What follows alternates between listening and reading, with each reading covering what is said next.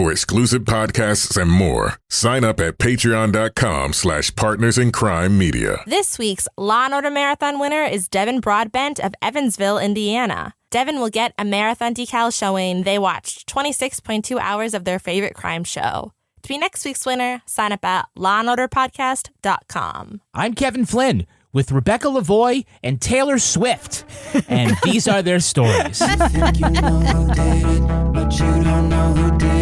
Law and order, law and order, law and order. It's no ordinary police procedural, baby. It's the FNOG of police procedurals, baby. Law and order, law and order, law and order, law and order. These are their stories, these are their stories. Welcome to These Are Their Stories, the podcast about network TV's most enduring crime franchise and the real-life cases that inspired their shows. I'm Kevin Flynn. Each podcast will break down an episode from either Criminal Intent, SVU, or Original Recipe. And today we're looking at Special Victims Unit, Season 16, Episode 16, December Solstice. If the wife knew and was secretly feeding him those pills? Yeah, that's assault 3. Recklessly causing physical injury to another person, maybe even attempted murder. Am I right, counselor? Seldom. Joining me to do just that is true crime author and the host of Crime Writers On and Netflix's You Can't Make This Up podcast, Rebecca Lavoie. Hello, Rebecca. Hello, Kevin. And rounding out our panel is our special guest from the Eras Tour. No, it's not really Taylor Swift. It is her second biggest fan from Date with Dateline. It's Kimberly. Hello, Kimberly. Hello. What do you mean second biggest? Well, I think Rebecca might be the first. No, Travis Kelce is the okay. first. Yeah. Kimberly As is it should definitely ahead of me. So, in addition to being a Taylor Swift fan, Yeah. I know that you are a big Barba fan, right? So we figured this out from the first time you were on. You're a big. I don't even have to ask who your favorite prosecutorial team is, because we know it's Barba. And whenever we set something up with you, I try to get something in the Barba era, so that we can talk about Barba. And sometimes it's hit or miss. Sometimes you got a chomo in the middle of it. And so I asked you back, what was the subject line on this email where I asked you to come back? No chomos. No chomos, exactly.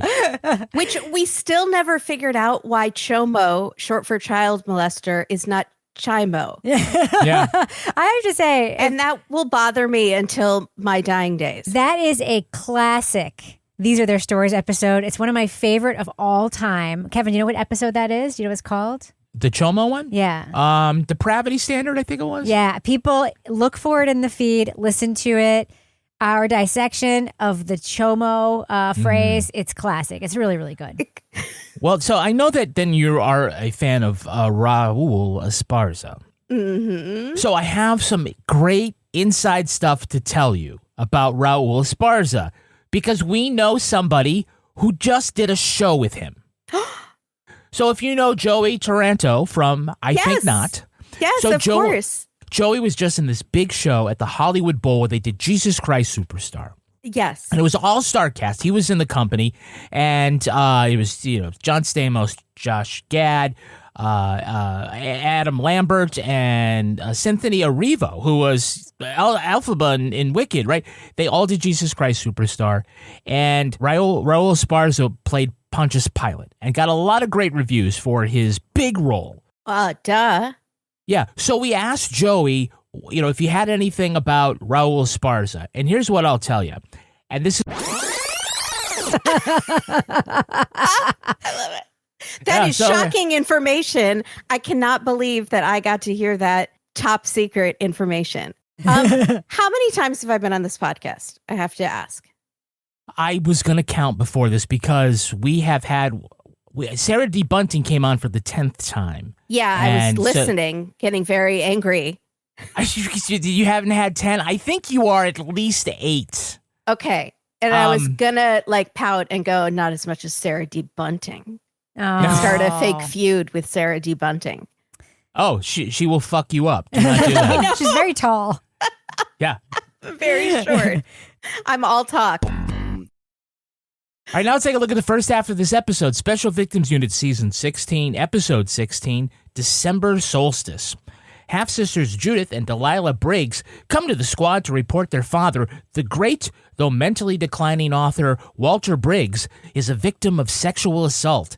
His new wife, Charmaine, will not let them visit, and she's been giving him high doses of Viagra and having sex with him every day. And so ends another 2-minute episode of Law & Order Special Victims Unit. Why would she be doing this? Our father's will divides his estate in equal shares between his current wife and his children. Your stepmother wants a child so she can have an extra share. So she's raping him. Knowing that the ED medication in those doses is dangerous for his heart condition, Carisi and Rollins do a welfare check on the famous novelist.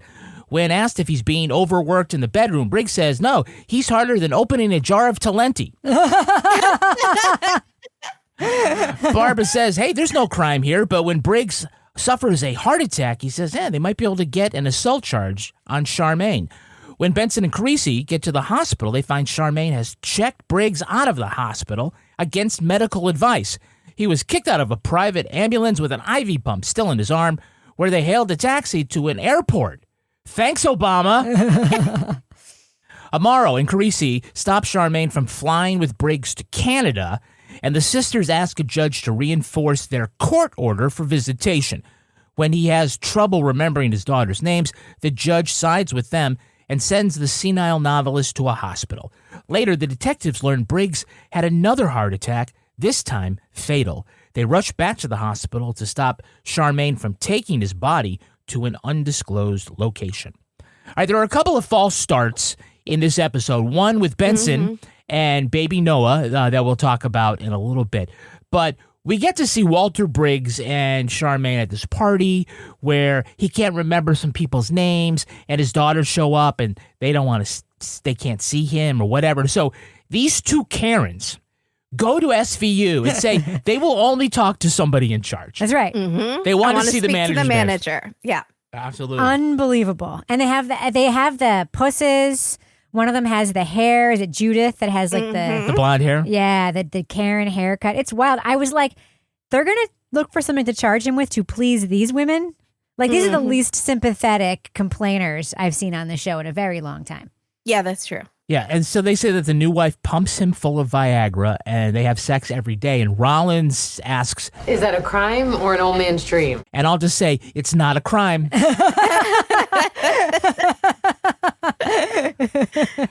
I do always love it when Carisi mentions to somebody that he's in law school, at nighttime law school, and they completely dismiss him. Yes. He does not consent. He cannot consent. Did you look that up? I'm in law school. Oh, where? I'm in Fordham. Carisi. He wants to start study groups with everyone he meets. Where are you at? Oh, I'm in this. Do you know this professor? He just wants friends, guys. He's just like a puppy dog. 100%. Where does he have time for law school? At night. You always say it's at Fordham. There's no such thing as Fordham night law. No, there isn't? He's at Hudson. Let's be real. We are Hudson, where the bad guys go to school. Had that on cue, ready to go. All right. I don't think that, I mean, the idea that there would be such a thing as nighttime law school, period, there might be, but that seems like a stretch to me, considering that law school is, law school. Yeah. Like, it's not like a part, it's like a hard. It's yeah, what, like it's hard? I think it's hard. Can you do it like online now? Like, is there like a Phoenix University for law school? Yeah.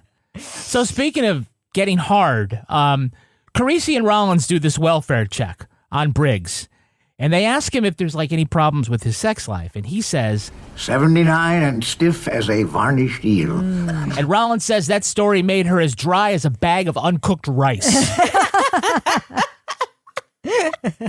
Stiff as a varnished eel. That's actually, I looked that up. That was actually a quote from Sherlock Holmes. Really? Not a dirty one. Yeah, just one of those old black and white Basil Rathbone movies where he came in from the rain and he's, I'm stiff as a varnished eel. And SVU took it and made it dirty. Shocker. Yeah, the old man knew it. I mean, because we find out that Carisi's like this big fan of Walter Briggs, his work. Of course, he's read all of the novels. Yeah. He's read all of them. He knows them back and forth. Carisi even clocks that one of the things that Briggs said about men and women is a quote that he gave to Playboy in 1972. Yep. So Carisi does read Playboy for the article. Is it a shock to anyone that Carisi's hero but turns out to be this like chauvinist pig who kind of hates women? And it was kind of a shock to me, to be honest with you. If it was Amaro's hero, I would have understood. Amaro's the one who's like suspicious of like, hey, he threw his wife through a plate glass window. That much I knew. Got to separate the art from the artist, Kevin. So 1972. Playboy magazine. Nixon may have been president, but this was the beginning of what they call the Bush years. Very funny, Kevin. I'm just saying. Kevin. January 1972, first full frontal centerfold in Playboy. You Really? get to see the Before that, wisps of pubic hair. No, not good. It's a banner year. It set off something, and you can look this up because it has its own entry in Wikipedia.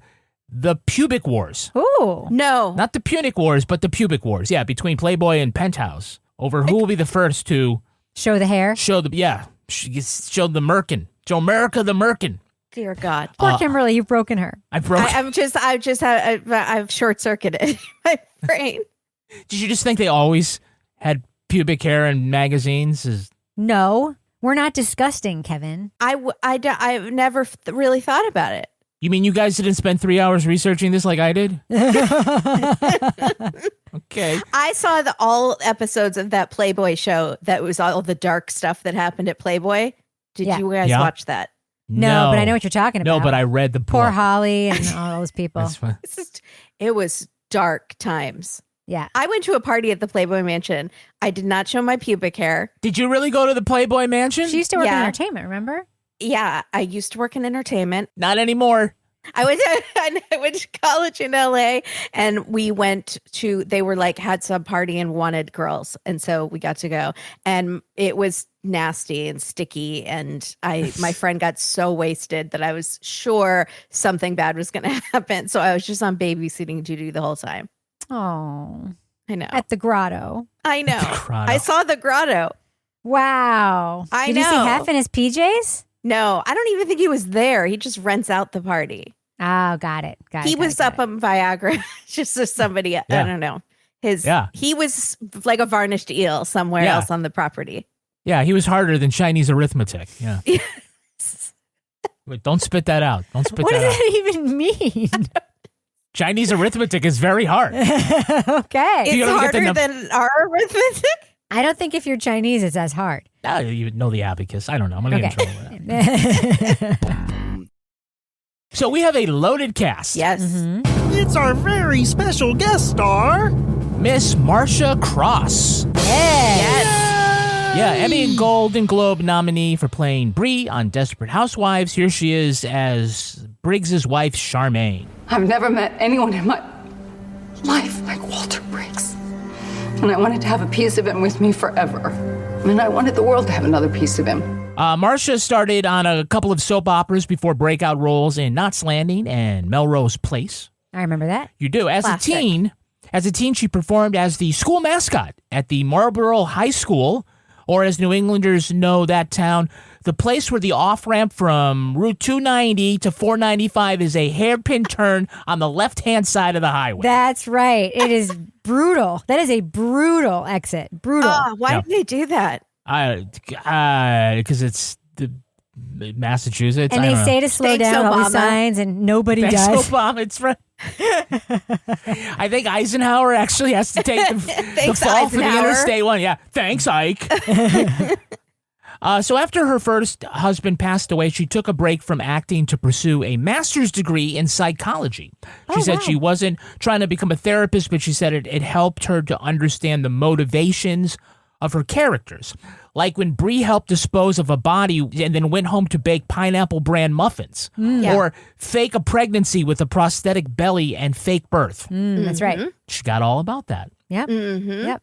I love Marcia Cross. I worship her. And also, we did this entire ID series. It's the most whacked out ID series. And you know, ID Network has the weirdest shows ever. It's called Blood Relatives. And each episode has like a weird color palette that's supposed to be symbolic of something, and like shots of like creatures like a tarantula or a lizard that's supposed to mean something. We could never figure out who was behind the weird imagery on the show. And then they're telling these stories and with weird dumb reenactors. And Marcia Clark is the narrator Marcia Cross. of it. Marcia Cross, not Marcia Clark. That would be something else. Was that Blood Road? I think I was on that TV show. Were you? Blood. I've been on a bunch of ID ones, but they were like, usually they had Deadly in the title. Yeah. You know, Deadly Women, Deadly Aims, Deadly. There was a blood thing one time. I think you were on Blood Relatives. Oh my God. I don't remember what the color scheme was, but. Okay, can we find it? Because maybe we haven't covered that episode. My IMDb page is incomplete, but there are a few things there. So I'm not the one, doing the upkeep on it. I was just really upset that Kevin never got to be on Wives with Knives. Wives with Knives, that was something. Knives. Yeah, I love Wives. There was also The Secret Lives of Stepford Wives. That was a good show too. Yeah. I got recruited for. I almost got away with it, but I had to come up with a crime that they almost got away with it. So I was Isn't like every crime that we've ever written about? I'm kind of like, that's your fucking job. That's ridiculous. Yeah. You're going to bring me on. You're not going to pay me, but you want me to do all of your producer's work that's too. Right. All right. Yeah. Go eat 12 fucking dicks because I'm not doing that. In 2017, she went public with her diagnosis for anal cancer. She made the announcement on Instagram, which I'll say as a cancer survivor myself would not be where I would want to post photos of my anal cancer. Hashtag FYP, hashtag no filter. All right. Now stop hiding your face, Kimberly. You've been on this show at least 8 times. So. I know. You're breaking her. Yeah. There's a Hey, It's That Guy. Hey, it's that guy. Who is the actor playing old dude harder than Chinese arithmetic, Walter Briggs? My third wife took up with a bartender because I got distracted by my book on the Pope. Now, you spend 6 months in the Vatican, and you see what happens to your testicles.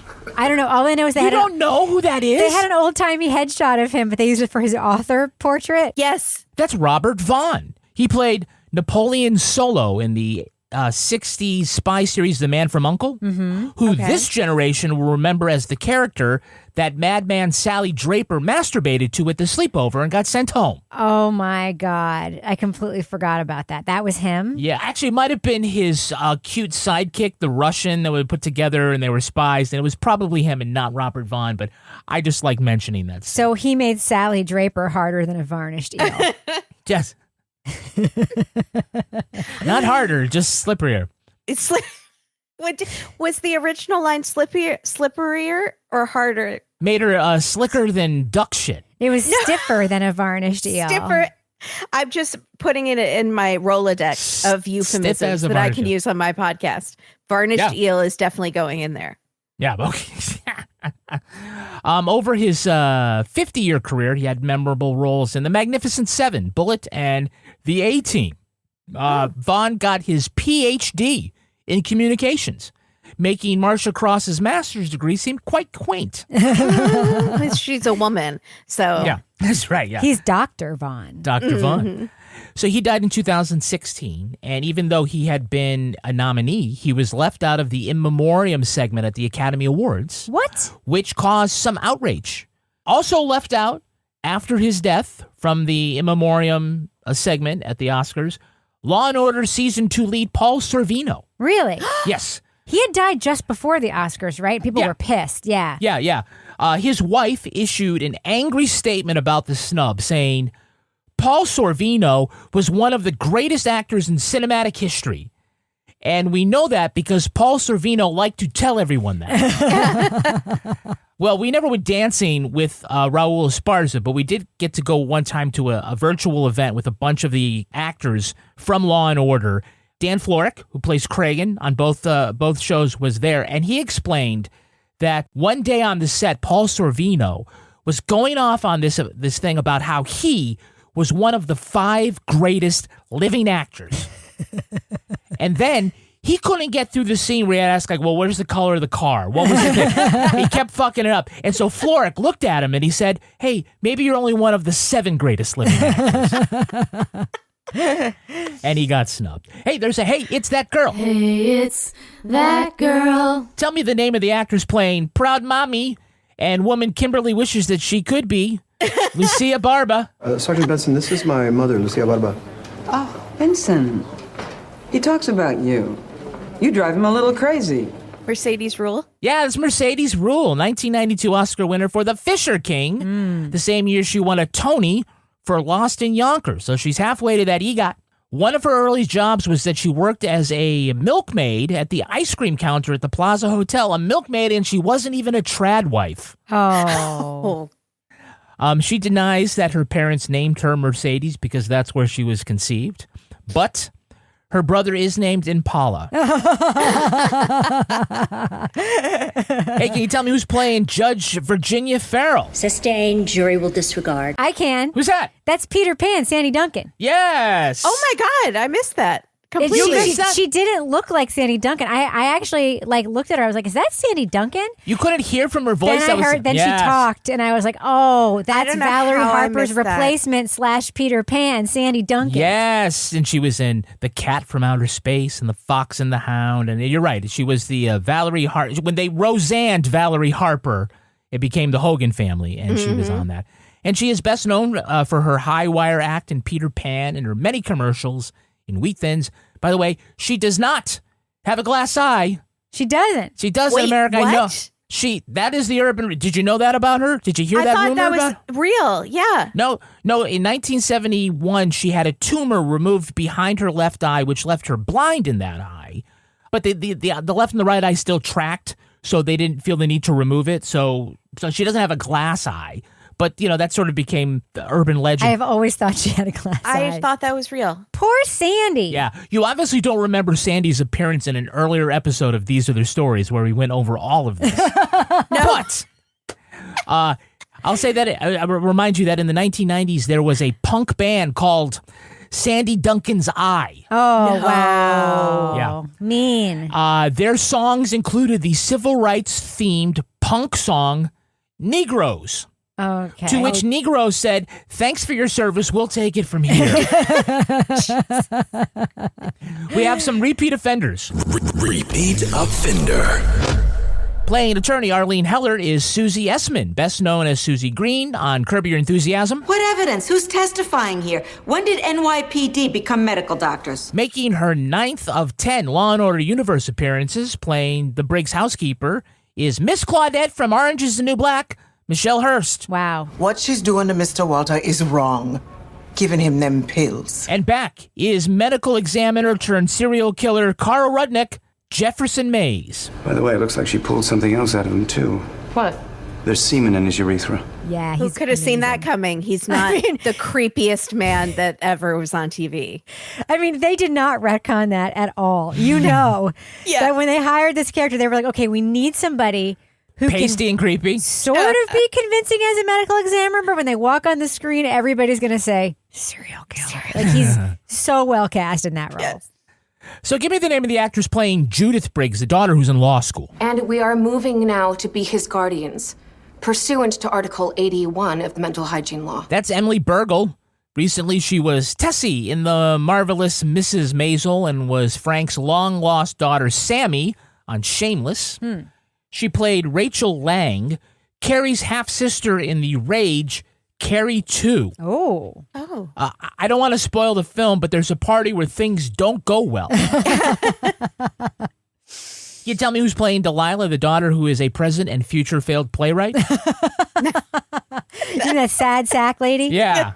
I'm a playwright. I started this theater to put up my own work. So now I'm artistic director, fundraiser, ticket taker. That's Susan Porfar. She was in the she was the owl theory believing medical examiner in The Staircase. Right, because it's true. Yes. The true owl theory. Yes. Yes. Yes, and it is true. It's True. 100% what happened. I'm not Yeah. being crazy, people. Don't at me. It's actually what happened. Yeah, that's right. There were feathers in his head. Like Her under Her microscopic feathers there were feathers in her head. and her fingernails. Yeah. Yes, and they said, well, if we could exhume the body, we could prove it, but they can't exhume the body. Okay. But Susan was also in House of Cards Elementary and Ray Donovan. You've seen her as Becky Flynn, the paid assassin on Scandal who shot President Fitz Grants in the head with a remote-controlled gun. I didn't see Scandal. You didn't see Scandal? I've only seen like select episodes, but I don't really know what the show President Fitzgerald Grant. I know that who's he now the district attorney. Yes, I know that he and Kerry Washington have a ton of chemistry. I know that. Sex. Yeah. I know they have a lot of sex. I know that he wanted to build a house with her in Vermont. And then it went off the rails like most Shonda Rhimes shows do. And then I turned into watching. Alias later years, right? Yeah. Kind of. Yeah.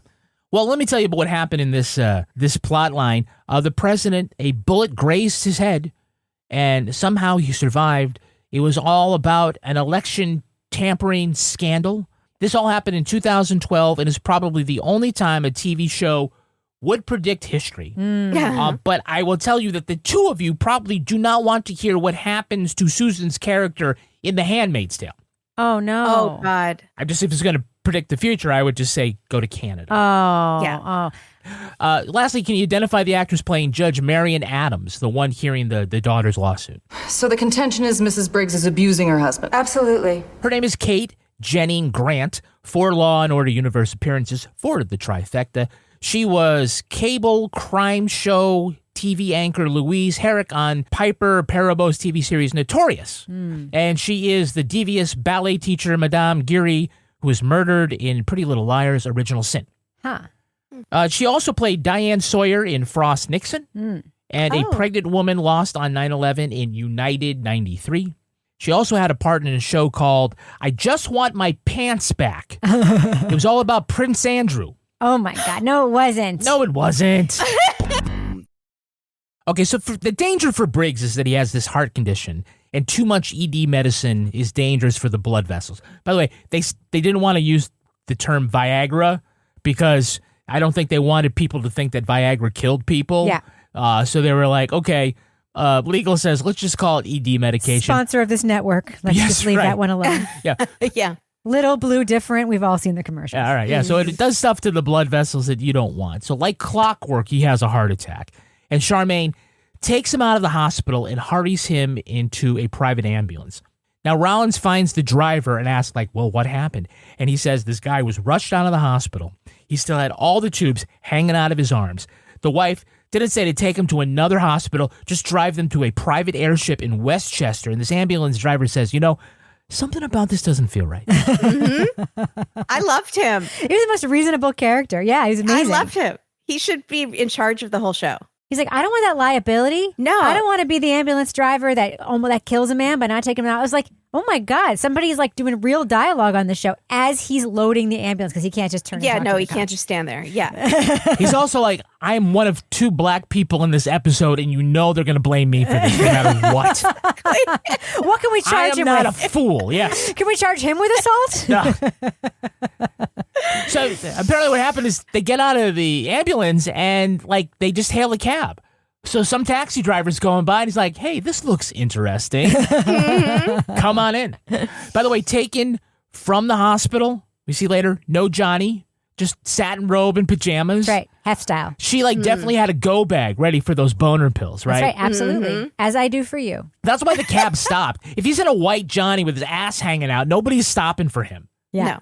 So they had this emergency hearing in Westchester County, some courtroom about Briggs's competency. Charmaine wants to fly him to Quebec. The daughters want him to go back to a hospital.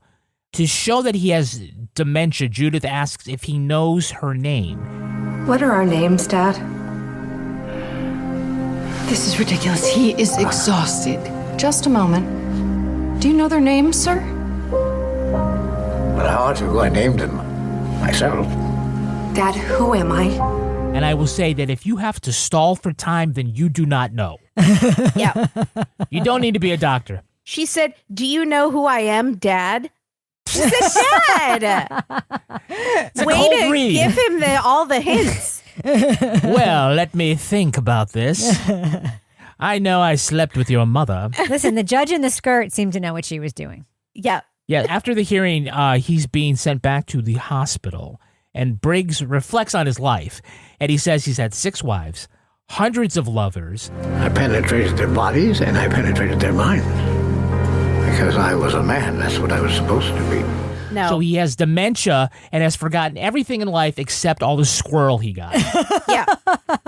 Mm-hmm. And Carisi's looking at him like, this man is my hero. It's unbelievable. He literally says a judge in a skirt is going to like change. It's like, what? This guy is disgusting. Like he is legitimately disgusting. Maybe he just never progressed past like the 1940s. But Carisi's like, those are my good old Catholic values. Mm-hmm. Disgusting. Absolutely disgusting, man. He's like, I just read Playboy for the articles. Yeah. Also, that's what so I keep telling my mother and my sisters. No, it's just and my just good stuff. Articles. I want to know more about setting up my hi-fi. The pages are sticky, but that's because I was eating that peanut butter jelly sandwich you made me, Ma. Why do they very briefly mention that he is a total abuser and pushed his wife through a glass window? Never mention it again. Exactly. It doesn't seem to bother Carisi. She was asking for it. What? She was asking for it. Yes, obviously. And the daughter too. The daughters are like, he's a charmer. I know his affairs, whatever. He's my dad. He's cute. He loves the women. What? He's disgusting. He's disgusting. Well, one of the first things we learn when they sit down in Benson's office is just like, he was talking about like our mothers. So it's like already like, oh my God, this guy's like been spreading his seed all over the place. Carisi is an absolute idiot in this episode for worshiping Briggs. And I love that Barba has him clocked as an idiot like the whole episode. Yes. When Carisi mentions like the statute under which they get charged for, he's like, am I right? And he's like, seldom. Brilliant. Now you can see why people think that they should get together. Yeah, totally. Yeah. So much flirting. I'm shipping everyone with Barba in this episode. My vest are yours. I'm shipping him and Carisi. I'm shipping him and Liv. I'm shipping him and Susie from Curb Your Enthusiasm because they had they were like rage eye fucking each other. And so I was like, just go behind the pew and just do it. I'm shipping him and Noah. Yeah. No. Oh, God. By the way, we get the best Noah, which is baby Noah, because he doesn't talk. He doesn't talk. He's not in danger. No one's tried to kidnap him in this episode. No. He doesn't run away. He's fine now. But there's a chance that he'll swallow a quarter and it'll be a 2-part episode. Listen, I think Noah's fine now. There was just a long era of insufferable Noah. This baby, though, may be the biggest baby I have ever seen. The large baby. It's like large enough to walk, but definitely still a baby. It's like, what happened to this child? It looks like someone put a tire inflator next to him and just like pumped it up. He's huge. She hands him to Barba, and Barba is just like, "What? This is like a baby elephant. Like, what do I do with this? Just holding him away from him." He holds it like a bomb that's about to explode. Yes. He makes Barba's head look really small, this baby too. This baby has a big square head, a big square neck, big square body, long stringy hair. It's like a Franken baby. Well, since we're on it, I want to say there are 2 subplots to this episode, and one of them has to do with the previous cliffhanger where Melinda makes this cameo to tell Olivia that the DNA test shows that New York City's most notorious pimp, Johnny D, I love that's what they decided to call him, Johnny D, is baby Noah's biological father. So she asks Barba to come over to ask whether that information needs to be disclosed to Johnny D's defense. This conversation is hypothetical as of now, okay? If Johnny D was in fact Noah's biological father, is that something that NYPD would have to disclose? You double-checked? Ran the DNA 3 times. They ran the DNA 3 times. But for every murder suspect, they run it just once. Good enough. Good enough. Yeah. Do you think there are a lot of customers at 23andMe are like, run it again? I said run it again. 3 times. I can't possibly be 53% Eastern European. Now, for reasons, they learn that Briggs has died and they rush to the hospital to prevent Charmaine from leaving the country with the body. And they pull up, they find her wheeling this body covered with a blanket into a hearse. And Carisi says, "Is that Mr. Briggs?" "No, just some other guy I killed with Viagra." All right, now let's take a look at the second half of this episode. Creepy medical examiner Carl Rudnick says Walter Briggs died of a heart attack, but it wasn't the most interesting finding. He says that someone essentially put a cattle rod up his dead ass and zapped him till he blew his load. That's right. His wife called in a specialized company to extract his sperm. They're used to emergency calls. The same outfit cuts heads off bodies for people who want to freeze them. The hospital allowed this? The wife had the right, as you pointed out. Come on, counselor, you know what we're looking at here. She tormented this guy. All right, the blue pills, the flight from the hospital. It pains me to say this, but you're right, Carisi. When Barbara's not helping his mommy convince his grandmother to go to a nursing home, he's charging Charmaine with causing Briggs's fatal heart attack.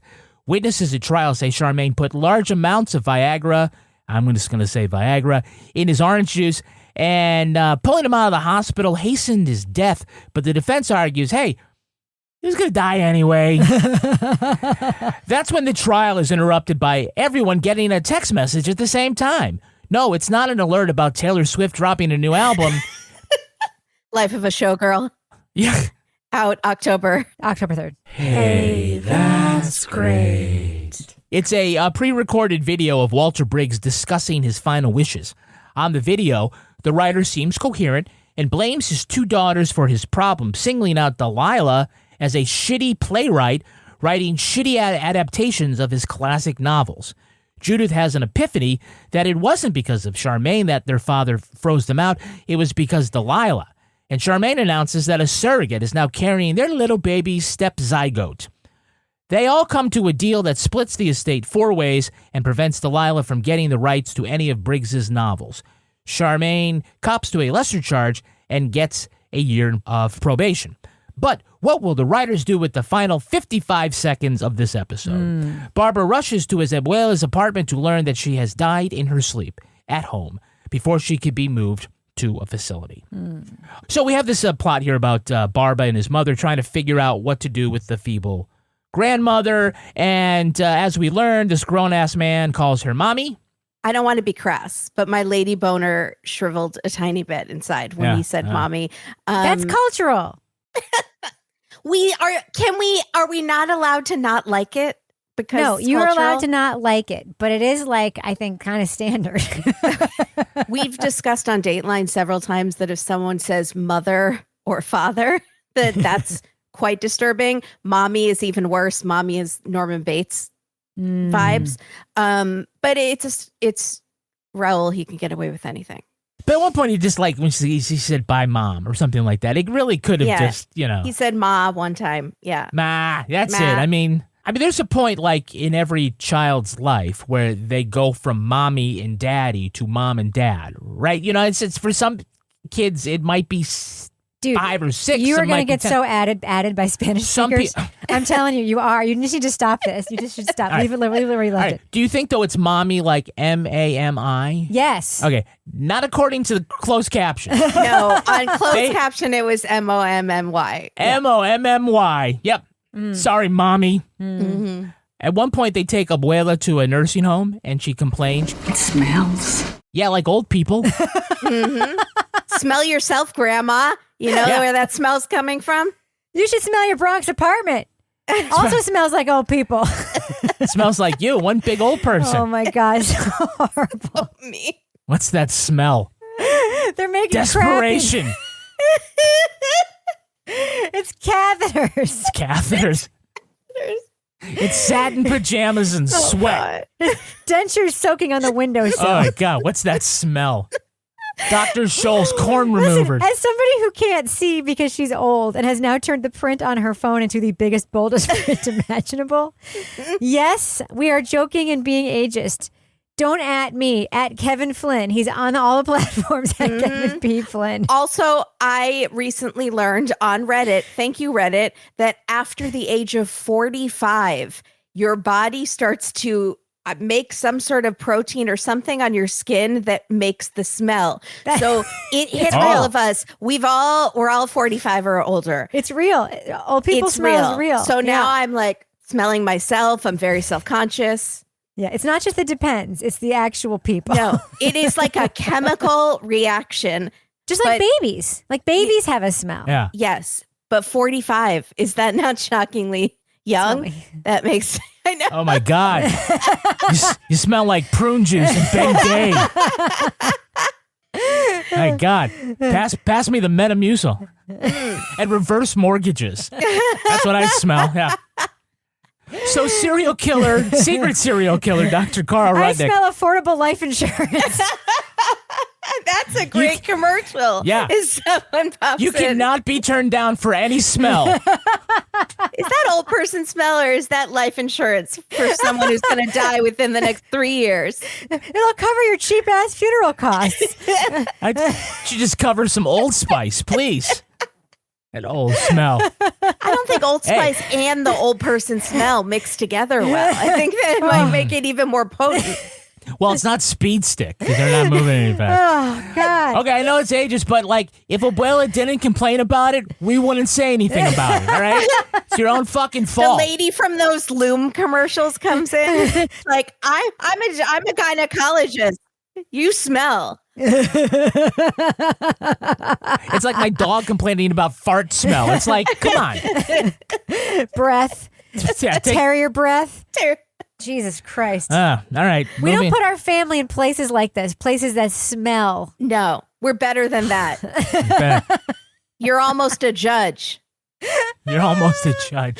Yeah, he's like, because the grandma says, calls him a judge. He's like, I'm not a judge. And she goes, not yet.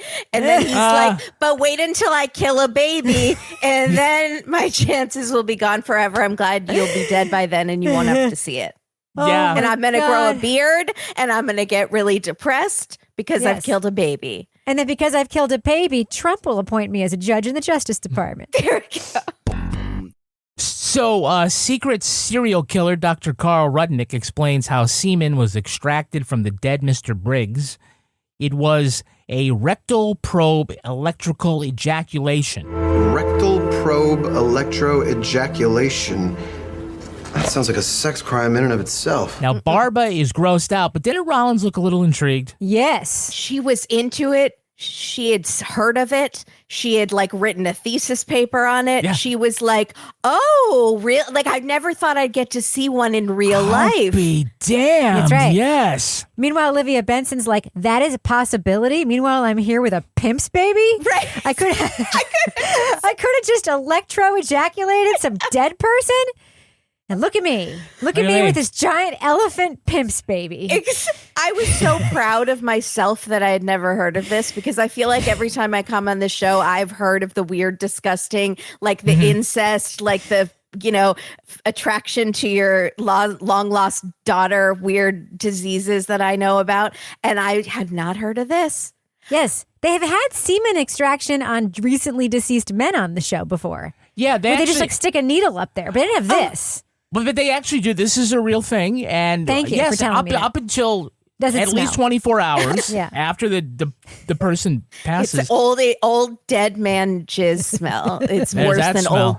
old person smell. It smells like bleach and desperation. That's right. I thought it smelled like bingo, but no. It smells like an early bird special. Katie just got back from a bingo tournament in Vegas. Oh, amazing. Amazing. We are old. So this is real. They've had it on the show. Yeah, no, it's real life. It's a thing. You massage the prostate with electrical charges. Do you know how effective it is? No. 100% effective. Kevin. Whenever they use it, it will Let me check Amazon create. right No, now. you can't buy one. I've read about this thing a long time ago, which is this company that will make your dead husband's ashes and make them into a glass dildo.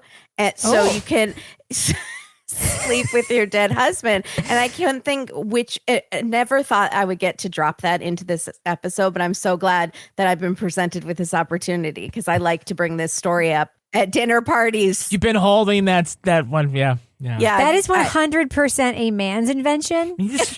Because only men think a giant thing going in there will do anything for you. Right. Like, that is not it, friend. A glass thing. I still want to please filled you. with ashes. Yeah, then don't do that. Make a glass tongue, maybe, but not a glass dildo. Yeah. The squad learns there is a service where there are people on call 24/7 to come into your hospital room and do this. Nice. Who are you going to call? Nutbusters. There's a service needed for everything, and then that's what you do for a successful business. You fill the void by doing the job no one else wants to do. So the media has camped out Charmaine's door, and they're throwing questions about whether or not she killed her husband. And then one reporter yells out, "How much did you pay for the rectal probe?" Oh. Jesus. How did the reporter know? Because that's the whole, it's in the papers. Oh, it's the whole papers. Thing. Remember, Amaro holds up the front page of the New York Ledger and the top story, NYPD probes Briggs probe. Oh, that's right. The other headline, Central Park coyote apprehended. Oh, by Robert F. Kennedy Jr.? Yeah, he was taking the fall for an RFK. He left the body there and then crawled in it as a joke. He staged a bear murder. I'm sorry. His staging of a bear murder has to be a Law and Order plot line, soon. It's wild. Yeah. So everyone at this murder trial is there, and no one has their phone on mute. It's like a tornado warning from the National Weather Service. Everybody's phone goes off the same time because they're getting video from, wait for it, memosfrombeyond.com. Yeah. It's a video in which Briggs recorded to be played after his death. And what does he do with this opportunity? He uses it to flame everybody from beyond the grave. Now, if anyone is still reading Fred Worth's books by the time you see this, that could only be because it's part of their punishment at a state penitentiary. Also, you can pay extra for music, they said. Yeah. But apparently he was a cheapskate and did not do that. I have a better name for this service. What? Boo Tube. Oh!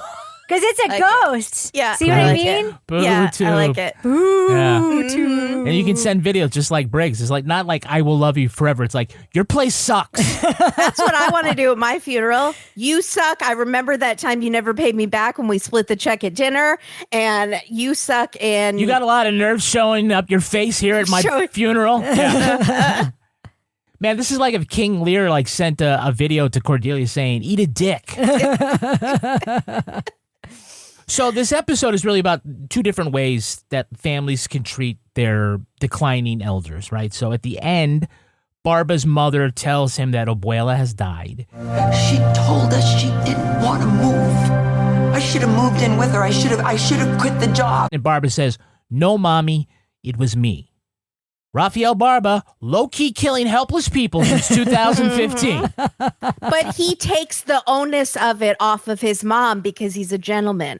So he's like, I'll kill grandma so that you can keep working at your charter school or whatever she was doing. So 10 minutes after they left Abuela's apartment, someone came in with the electrical probe. And then in the next episode, Barbara's going to get a video from Memo's Boo Tube. It's going to be like, you asshole. I told you I wanted to stay in that apartment. Suck a dick. You killed me. I told you that place smelled like oatmeal and foot powder. I told you it smelled like Folgers Instant. Jesus. It smelled like canasta. Mahjong.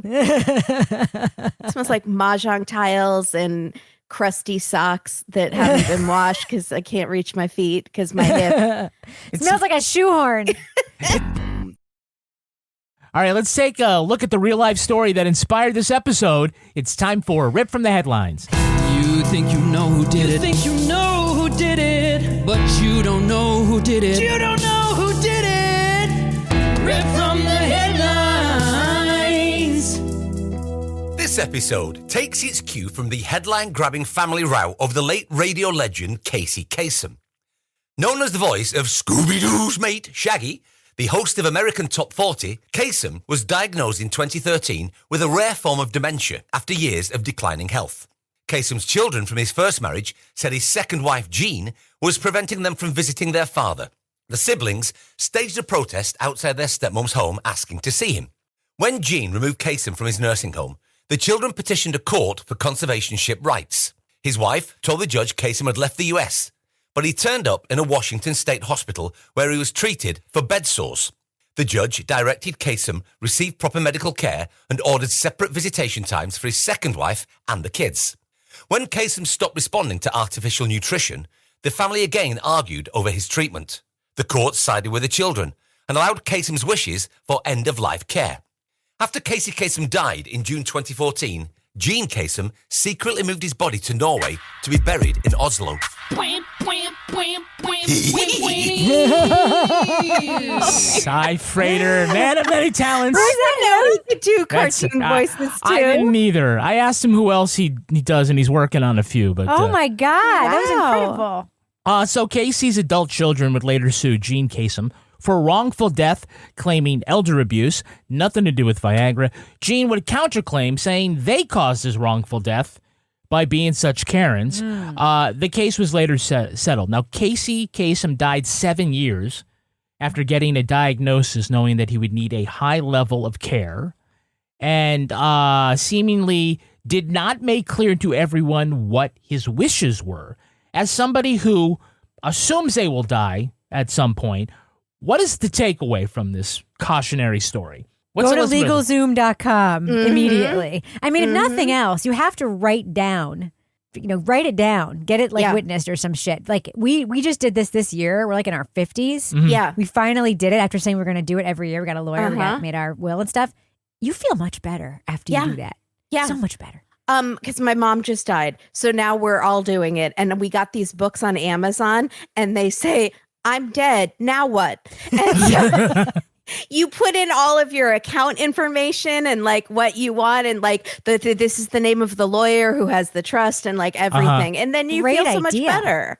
Yeah. Yeah. It's perfect for identity theft, all in one big binder, you right? just have to keep it right out in the open. Keep it in your car on the dashboard. I'm sure it'll be fine. You're right. We're all going to die. And so like wills are very important. Some people have them, some people don't, and they put it off. I will say, though, if you know that you are going to have a very expensive, very debilitating illness, you shouldn't be putting off years and years how you want that managed. Yes. Otherwise, you're going to get into your heirs are going to get into especially if they'll hate know. you. They'll hate you. They'll hate you. Yeah. And they'll hate each other. They'll hate each other. It will destroy your family. Good job. His daughter, Carrie Kasem, had to get a restraining order so that Gene wouldn't cremate Casey's body. There's a lot of parallels, right, to this episode. They wanted an autopsy performed. She brought the court order to a funeral home, but she was told when she arrived that his body had already been shipped to Montreal, where the dead disc jockey tariff is now 5%. Oh my God, Kevin. This is how Datelines happen, though. For real. Like, you need, like, and also there's always cremation before an autopsy can be done, which is super shady. Yeah, so shady. Especially people suspect that you've been murdered. Yes. But also cremation is super common, so it's actually kind of not shady at the same time. Well, if it's done like that day. We need to get this done right away. If Keith Morrison's talking about it. I need an electrical probe and a cremation in the next 12 hours. Get on it, people. That company is very fast, and they'll deal with you if you want to freeze your head, they said. So that company really handles all of it. Also, I say it all the time on our show, if you are taking someone out of your will, make sure you tell them, because many a Dateline, someone has murdered someone else for the life insurance, and then they found out they took me out, and they just never told me. Oh, boo. Yeah. Casey Kasem was a hardcore vegetarian. He briefly stopped doing the voice for Shaggy in the mid-1990s when he saw him eating a hamburger in an ad for Burger King. What? Yeah, wow. So he wanted Shaggy to be a vegetarian just like him. I'm a lifelong vegetarian, but I wouldn't say no to that sweet, sweet Burger King money. No. Dude, he's a cartoon. He doesn't exist. This is like Raul Esparza insisting that Barba should be singing show tunes. Yeah, exactly. You know what, though? Paul McCartney and Linda, that was his wife, right? Yeah. Yes. And they were vegetarians, and they had an episode of The Simpsons, and they only agreed to do it if Lisa stayed a vegetarian for the rest of the show. Oh my God. For the rest of the series. Yeah, I swear. By the way, I think Casey Kasem should have been more concerned about how much dope Shaggy was smoking. That's organic and it's vegetarian. Mm-hmm. Yeah. It's just a plant. Now, before YouTube was a thing to the whole world, there was a bootleg audio tape that was passed around among radio people of Casey Kasem. Do you know of what I speak, Rebecca? It's the best. Kimberly, it's the fucking best. Okay. I remember being an intern in college and a DJ pulling out a reel-to-reel tape so I can make a copy of this for a cassette. This is when Casey Kasem has a total meltdown recording American Top 40 because he's coming out of an up-tempo song, and then he has to transition into a dedication for a dead family pet. Yeah, a dog. You ready to hear it? Yeah. Recently, there was a death in our family. He was a little dog named Snuggles, but he was most certainly a part of... Let's go start again. From coming out of the record. Play the record, okay? Please. See, when you come out of those up-tempo goddamn numbers, man, it's impossible to make those transitions, and then you got to go into somebody dying. You know, they do this to me all the time. I don't know what the hell they do it for, but goddamn it, if we can't come out of a slow record, I don't understand it. Is Don on the phone? Okay, I want a goddamn concerted effort to come out of a record that isn't a fucking up-tempo record every time I do a goddamn death dedication.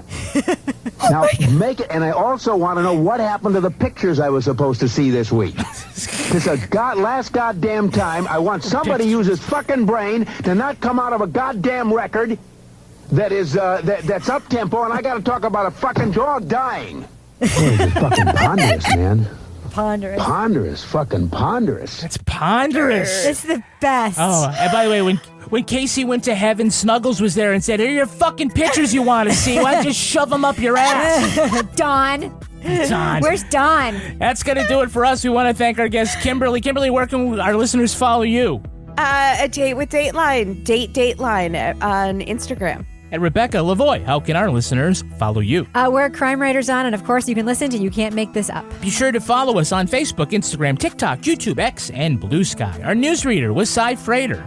Reggie? Our theme music was composed and performed by Uncanny Valleys, like Zoink Scoob. I like that one. Content assistance from Travis Roy. Lily Flynn handles promotions. All clips in this podcast were used in compliance with the U.S. Copyrights Act fair use exemption for criticism and commentary. Go to lawandorderpodcast.com and sign up for our newsletter for a chance to be our next Law & Order Marathon winner. These Are Their Stories was recorded in Studio C and is a production of Partners in Crime Media.